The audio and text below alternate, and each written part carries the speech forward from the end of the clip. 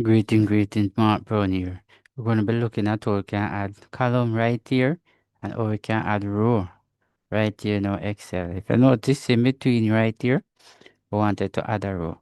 Alright, so when you click here, you can actually right click. And if you notice right here, say insert, you click on insert.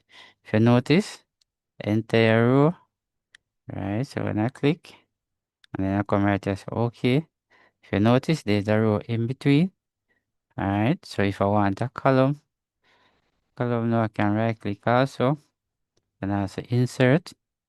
And if you notice, entire column, I click and then I click on OK. You notice I have a column right here. Yes, definitely. If I wanted to do something again, I can also click right here.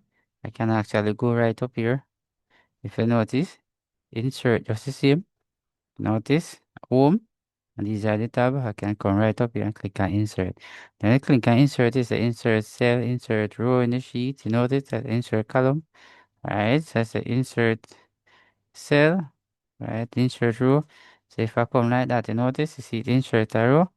Yes, several more. There are different ways in which you can actually do that. Definitely. So for instance, if you type and you realize you make a mistake, you can literally do the same thing just like that.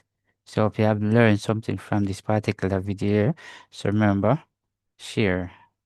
Thank you. Yes.